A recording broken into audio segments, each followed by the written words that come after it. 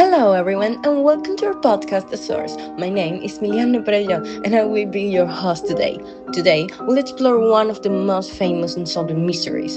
Who was Jack the Ripper? I'm here with Angel de los Santos, Jan Valdez, and Carlos Tempesti, and together we'll analyze the case, the main theories, and what may have really happened. Jack the Ripper was an unidentified serial killer who operated in London in 1888, mainly in the Whitechapel area, which at the time was a poor and dangerous part of the city. He is believed to have murdered at least 5 women, who are known today as the Canonical Five, although there were other murders during that same period. These 5 victims are the ones most clearly connected to him because their cases follow a similar pattern. All of the women were prostitutes, which suggests that the killer may have had a specific obsession, resentment, or hatred toward them. It does not seem random. He appeared to choose his victims intentionally. The murders were also extremely violent, and the victims had similar injuries, especially to the throat and abdominal area. This suggests that the killer may have followed a consistent method and possibly had some knowledge of anatomy, although that is still debated. Another important detail is that letters began appearing around the same time. Some were sent to the police and were signed as Jack the Ripper. In this letter, the writer described the crimes and sometimes included details that seemed so specific that people thought only the killer could have known them. However, some historians believe that at least some of these letters may actually have been written by journalists or other people trying to attract attention and create panic in the city. Yeah, I agree. Some of those letters might have been exaggerated. At the time, many people believed Jack the Ripper must have been a doctor, a surgeon, or even a butcher, because of the cuts were in specific parts of the body. But when you analyze the wounds, they were rough and irregular, not precise. A professional surgeon would have made cleaner cuts, so he wouldn't have been a trained doctor.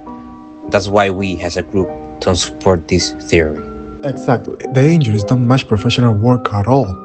A trained surgeon would have made cleaner and more precise cuts, so the killer could not have been a highly skilled doctor.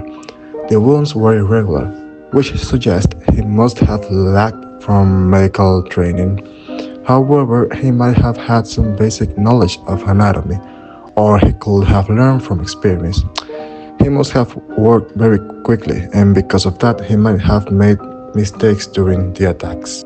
One of the most accepted theories is that Jack the Ripper was a local man.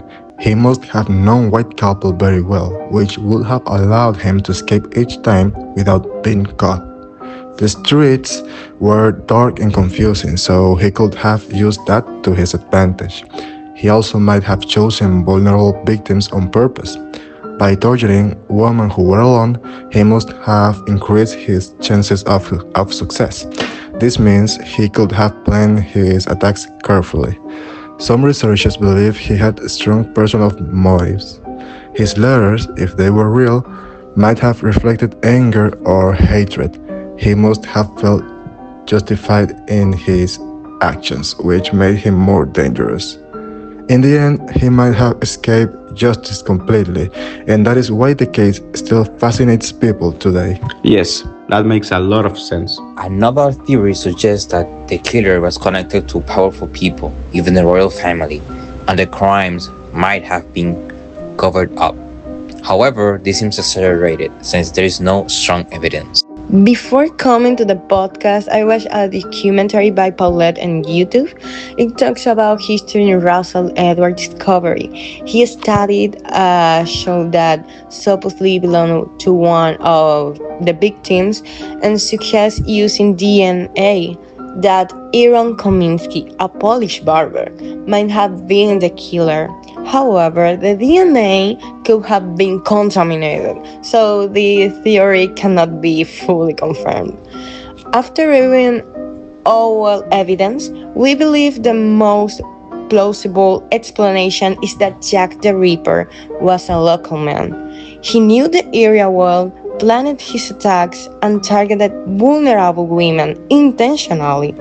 Other theories are interesting but less reliable. Yeah, I agree. The local theory explains the evidence much better. And for that reason, we consider this the most convincing explanation. Thank you, Angel, Jan, and Carlos, and thanks you for listening. Thank you. Goodbye.